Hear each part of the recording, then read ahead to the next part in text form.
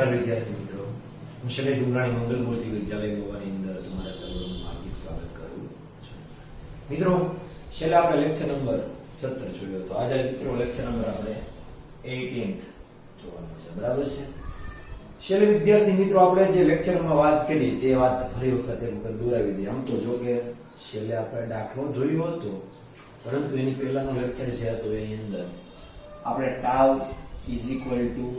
mb sin θ વાળા સમીકરણની તારવણી કરી હતી મિત્રો. આ સમીકરણની અંદર ટાઉ જે છે એ શું છે? તો એ ટોર્ક છે. શું છે? ટોર્ક. અને બે રીતે વચ્ચે મેં તમને કીધું એમ, ટો અથવા તો ટાઉ. પછી આ જે છે એ ચુંબકીય ચાક માત્રા છે, મેગ્નેટિક મોમેન્ટ કહેવાય ઇંગ્લિશમાં, ચુંબકીય ચાક માત્રા. ઇંગ્લિશ ની અંદર તમારે કેવું હોય તો શું કહેવાય એને? Magnetic moment. આ જે છે એ ચુંબકીય ક્ષેત્ર છે મિત્રો, એટલે હું ચુંબકીય ક્ષેત્ર. ને આ તો ખબર હશે તમને, ત્રિકોણમિતીય વિધેય છે. શું છે મિત્રો? ત્રિકોણમિતીય વિધેય. ત્રિકોણમિતીય વિધેય જે છે sin θ છે. તમારી પાસે જેટલો એંગલ હોય, કોની વચ્ચેનો એંગલ, કોની વચ્ચેનો ખૂણો, પ્રશ્ન ત્યાં આવીને ઉભો રહી જાય.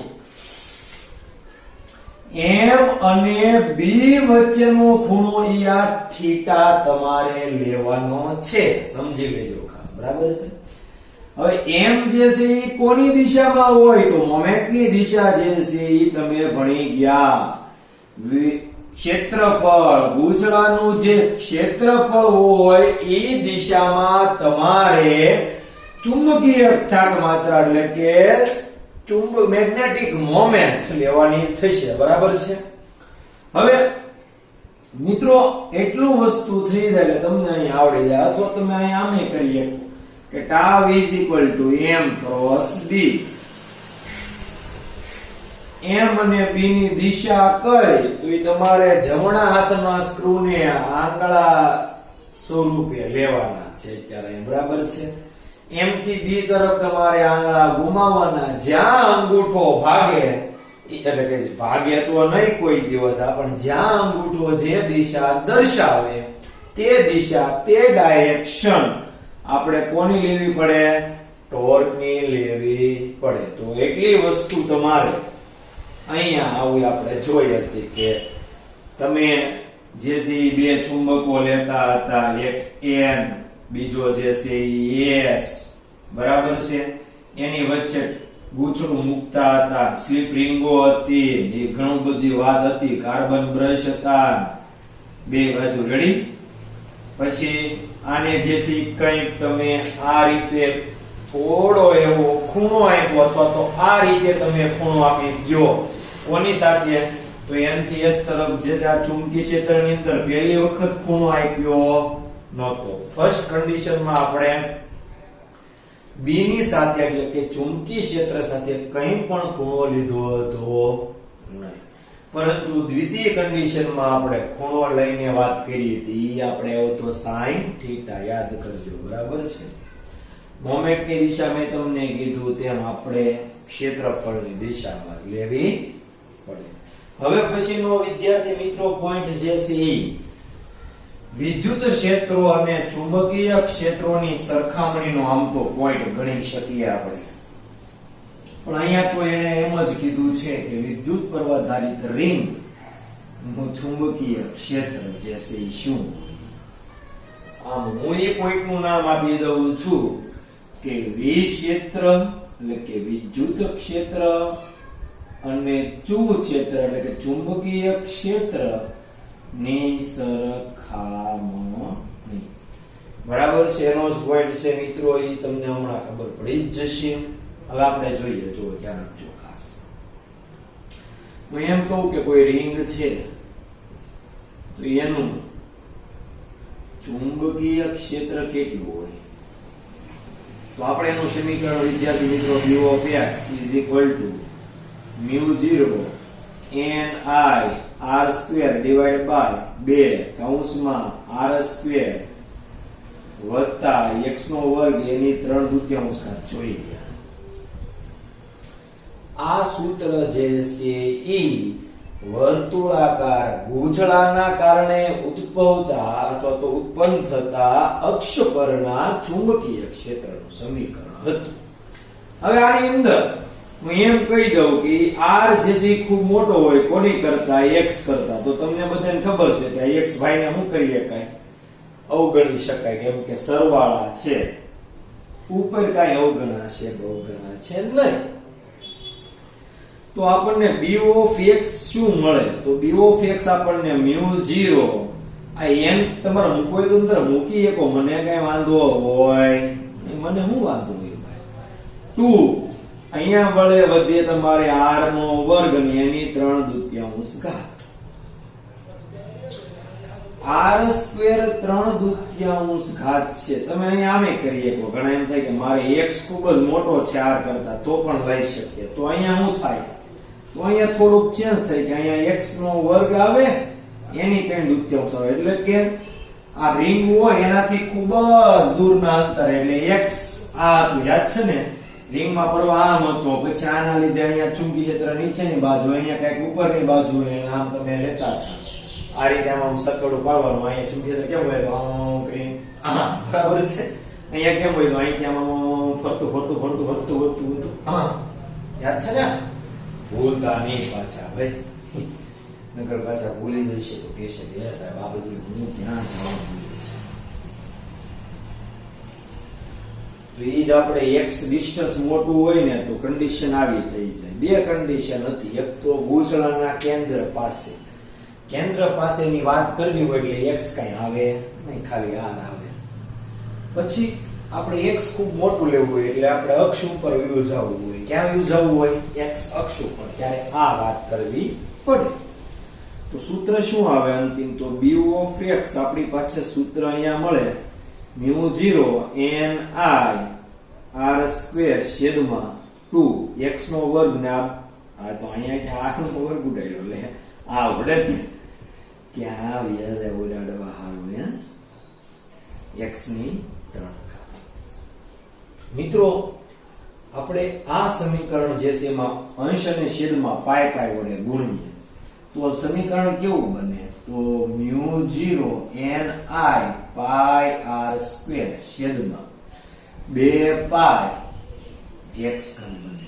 હવે તમે જાણો છો કે પાય r² ઈ શું થશે, z ન લાગતું કોઈ ને, z નથી I છે, તમે બધા જાણો છો કે ગૂંચળાનું એરિયા એટલે કે ક્ષેત્રફળ જે છે શું થાય, તો પાય r² થાય.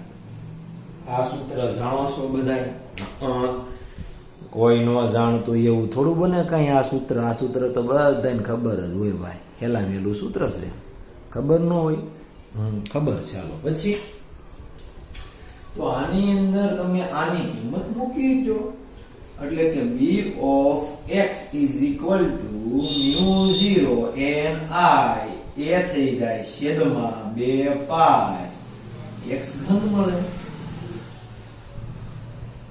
આવું કઈ થયું. હજી થોડુંક કઈ ઘટે છે, બબ્બે વડે ગુણી કાઢીએ આપણે. તો b of x બરાબર μ0 2n I a divide by 4 pi x ઘન થાય કે નહીં. અંશ અને છેદને આપણે શું કહેવાય ખબર છે, અંશ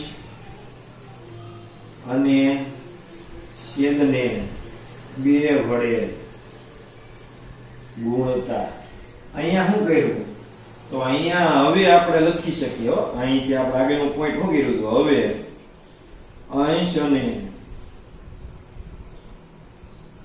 છેદને પાય વડે ગુણતા. મિત્રો હવે એક વસ્તુ તમને કહું, અહીંયા તમે ખાલી પાય વડે ગુણો કે સીધું 2 પાય વડે ગુણો તો કઈ ફેર પડે નહીં. 2 પાય વડે સીધું ગુણાય, 2 વખત ગુણી લાંબુ કરવા કરતા ટૂંકમાં પતાવી દેવું સારું, મને એ ખબર બરાબર છે, કાંઈ વાંધો નહીં. હાલો આપણે આ પોઈન્ટ આપણો છે પૂરો જ કરીએ.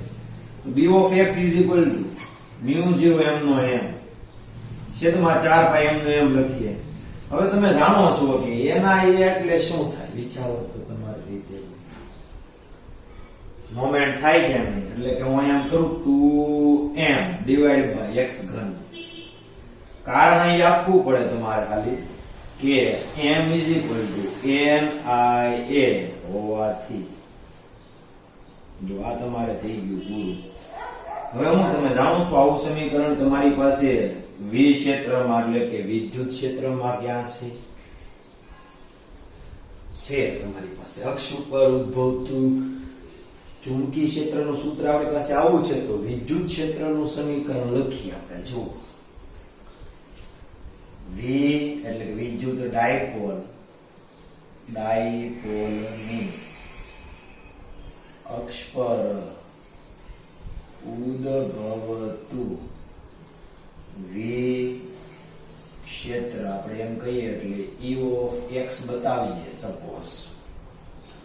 તો સૂત્ર આપણી પાસે આવું છે કે 1/4πε0 2p/x બરોબર છે. આમાં અહીંયા pe આવે વિદ્યુત ક્ષેત્ર એટલે કે ઇલેક્ટ્રિક એમ બતાવવા માટે. આવું સમીકરણ હતું કે નહીં? હા પાડી ગયો. 1.10 પોઈન્ટ કદાચ ને ચેપ્ટર નંબર 1 નો પોઈન્ટ નંબર 1.10 માં આવું હતું કે વિદ્યુત ક્ષેત્ર કેટલું હોય તો E(x) આમ હું તો આમ કરાવતો 2kp/x સીધું. કેની જગ્યા અહીંયા 0.4π છે. ઈ આપણે આ બે એક જ વસ્તુ છે હો. 1/4πε0 તમે કયો એને કહેવાય અચળાંક કે એને કઈ નવીન વસ્તુ કહી શકાતી નથી.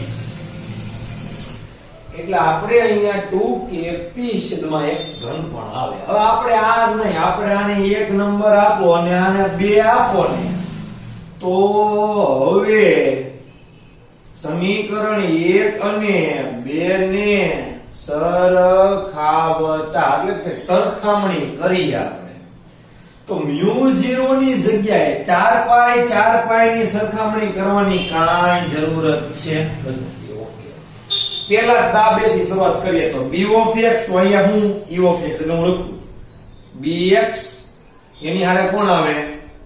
ex આવે. લખાય 4π લખાય એમ લખાય કે 4π = 4π. ઘણા કરે હો ભાઈ આવું ન કરો. મગજના પ્રદર્શન કરો નહીં હો. μ0 છે અહીંયા તો μ0 તો અહીંયા શું છે? તો μ0 ની હારે શું છે? 1/ε0 એટલે કે અહીંયા શૂન્યાવકાશની પરમિએબિલિટી તો અહીંયા શૂન્યાવકાશની પરમિટિવિટી. અહીંયા જે p તો અહીંયા જે m એટલે m ની હારે આવશે p અને અંતર લખવાની કાંઈ જરૂરત છે નો લખતા. ઘણા કે x3 તો x3. વાહ મિત્ર આવી ગઈ.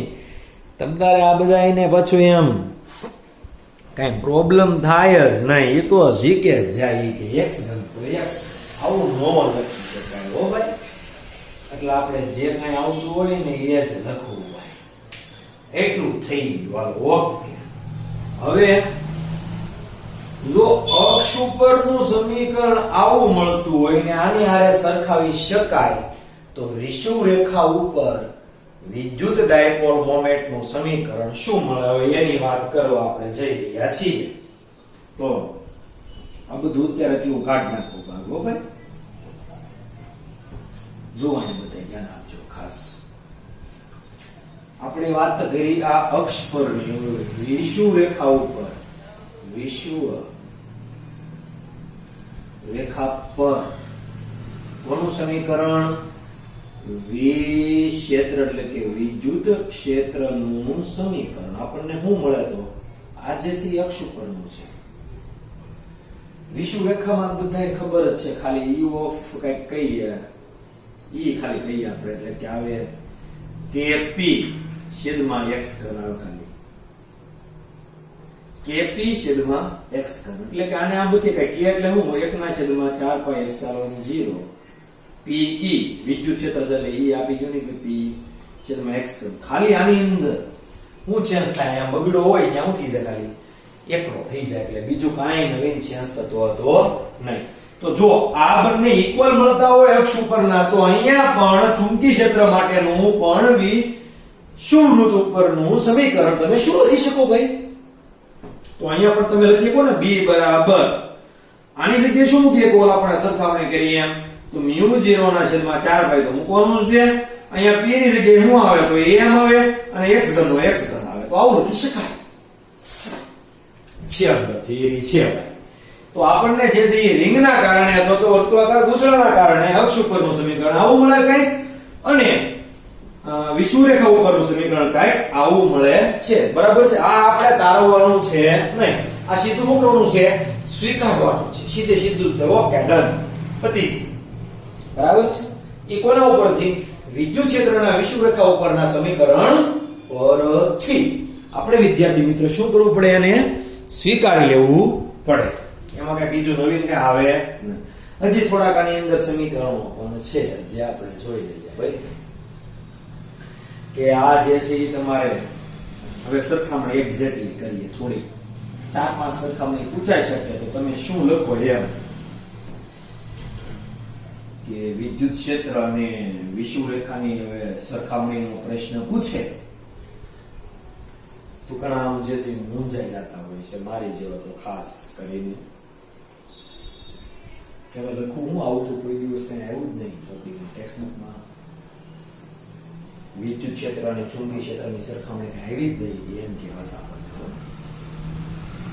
એક બાજુ આપણે ખાનું પાડવાનું વિદ્યુત ક્ષેત્રનું, બીજી બાજુનું ખાનું કોનું હોય તો ચુંબકીય ક્ષેત્ર. પેલા આપણે સ્ટાર્ટિંગ ક્યાંથી કરવું પડે? તો પરમિટિવિટી થી સ્ટાર્ટિંગ કરીએ.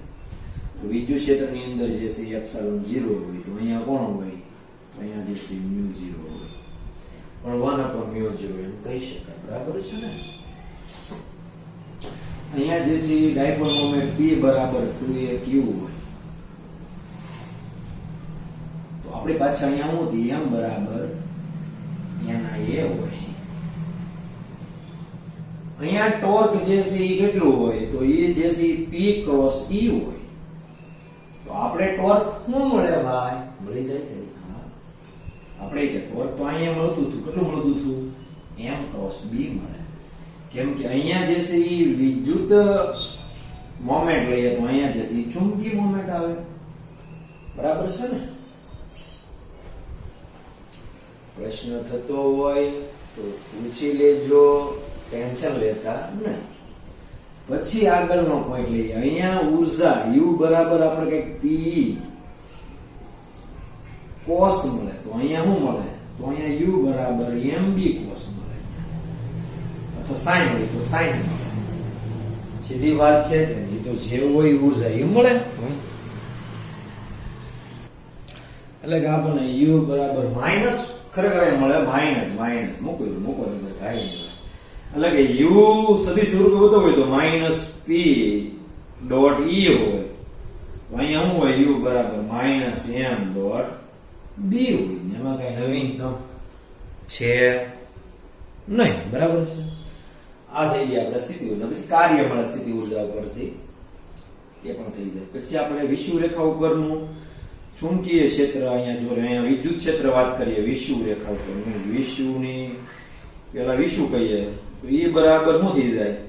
તો kp છેદમાં x ઘન આવે, એટલે કે k એટલે કે 1/4 પાઈ એપ્સિલોન 0 p સદિશ અને x ક્યુબ આવે. તો અહીંયા શું આવે? તો અહીંયા b આવે. એ કેટલું આવે સદિશ સ્વરૂપે? તો μ0/4 પાઈ m ના છેદમાં શું આવે? x ઘન આવે ભાઈ. સીધી વાત છે. ઓકે, આ વિષુવરેખા ઉપરની વાત થાય. પછી અક્ષ ઉપર આપણે લઈ શકીએ. તો અક્ષ ઉપર શું આવે? તો E જે છે કેટલું આવે? તો E જે છે હું અહીંયા લખું તો 2kp છેદમાં x ઘન આવે. હું તો આમ જ યાદ રાખું kp અને 2kp, બીજું કાંઈ યાદ રાખતું નથી. તમારે તે તો યાદ રાખવું નહીં તો સરળતમમાં સરળતમ ઉપાય આ છે, kp અને 2kp. તો એ કેટલું થાય? તો અહીંયા આપણે કહીએ k એટલે 1/4 પાઈ એપ્સિલોન 0, તો 2p છેદમાં ખાલી શું આવે? x ઘન આવે. તો આપણે પાસે અહીંયા b ની અંદર શું આવે? તો μ0/4 પાઈ તો આવવાનું જ છે. અહીંયા 2m અને છેદમાં શું આવે x ઘન આવે યો એટલું તમે કરો એટલે 1 point 2 point 3 point 4 point 5 point 6 point 7 point 2 marks તો ટેસ્ટ થી મળવાના છે 7 પોઈન્ટ છે એટલે આમ તો 3 માર્ક્સ મળી શકે એટલે આ જે છે એ મેં તમને સરખામણી કીધી છે જે ટોર્ક નું અહીંયા ઘણા તો ભાઈ કરે હો ટાઉ બરાબર PE sin થીટા ટાઉ બરાબર MB sin થીટા એટલું બધું અંદર યાર એટલે બધા આમ ડિટેલમાં જાય એટલે એ તો તમે તારે જઈ શકો એમાં કઈ વાંધો છે નહીં તો વિદ્યાર્થી મિત્રો આજે આપણે જે છે વિદ્યુત ક્ષેત્ર અને ચુંબકીય ક્ષેત્રની મેન તો સરખામણી જોઈ એની અંદર મેન સમીકરણો ઉપર તમારે બધું થઈ જાય એમાં બીજું કઈ કરવાની જરૂર છે નહીં અહીંયા જો તમે આમ કરો તો અહીંયા જે છે તમારે અહીંયા μ0 કરો તો તમારે અહીંયા 1/ε0 લખવું પડશે ઘણા એપ્સિલોન 0 લખી નાખે કે શૂન્યાવકાશની લખીએ કાઈ શૂન્યાવકાશની પરમિટિવિટી પરાવૈદ્યુતાંક પારગમ્યતા નામ છે નું પારગમ્યતા ગુજરાતીમાં શૂન્યાવકાશની પરમિએબિલિટી આનું નામ છે પારગમ્યતા આનું નામ છે ગુજરાતીમાં શું થાય પરાવૈદ્યુતાંક આચાર્ય પરાવૈદ્યુતાંક યસ મોમેન્ટ કેવી વિદ્યુત મોમેન્ટ આ મોમેન્ટ જ છે દિશા કઈ હોય અહીંયા તો એની દિશામાં અહીંયા કઈ હોય તો અહીંયા જે છે ઈ મોમેન્ટની દિશા -q થી +q હોય અહીંયા ક્યાં હોય તો અહીંયા જે છે ઈ ક્ષેત્રફળની દિશામાં હોય અહીંયા ખાસ ડિફરન્સ છે પહેલા ચેપ્ટર ની અંદર જ્યારે તમે ભણો છો કે વિદ્યુત ડાયપોલ મોમેન્ટ તો એની દિશા જે છે માઈનસ વિદ્યુતભાર થી પ્લસ વિદ્યુતભાર તરફની હોય છે પરંતુ આની અંદર જે છે એ કઈ એવું નથી હોતું કેમ કે આમાં ક્યાં વિદ્યુતભાર ઘણા કે n થી s તરફ નો લે કઈ ના મિત્ર ના એવું લેવાનું છે નહીં અહીંયા લેવાનું છે ક્ષેત્રફળની દિશામાં ચુંબકીય ડાયપોલ મોમેન્ટ હોય છે બસ પૂરું આ જે છે એ ટોર્ક તો અહીંયા ટોર્ક અહીંયા જે છે સ્થિતિ ઊર્જા તો અહીંયા કે સ્થિતિ ઊર્જા અહીંયા જે છે વિષુવરેખા ઉપરનું વિદ્યુત ક્ષેત્ર અહીંયા વિષુવરેખા ઉપરનું ચુંબકીય ક્ષેત્ર અક્ષ ઉપરનું વિદ્યુત ક્ષેત્ર અક્ષ ઉપરનું ચુંબકીય ક્ષેત્ર આ રીતે જે છે આપણે 7-8 મુદ્દાની સરખામણી કરી શકીએ છીએ કોના તો વિદ્યુત ક્ષેત્ર અને ચુંબકીય ક્ષેત્રના તો બસ બીજું કાંઈ તમારે કરવાનું છે ને એટલું થઈ જાય એટલે બધું થઈ જાય હોમવર્ક આપી દઈએ તમને તો હોમવર્ક માં જે છે વિદ્યુત ક્ષેત્ર અને ચુંબકીય ક્ષેત્રની સરખામણી એક વખત લખજો ડેટ 5 ડેટ લખી નાખો ઘણા થાય કે ડેટ તમે ન લખતા હોય 5-10-2020 નું હોમવર્ક તમારે એટલું કરવાનું છે બરાબર છે આજે મિત્રો આપણે એટલું રાખીએ હવે આવતા લેક્ચર ની અંદર આપણે પાછો આગળનો પોઈન્ટ જોઈશું એની ચર્ચા કરીશું બરાબર છે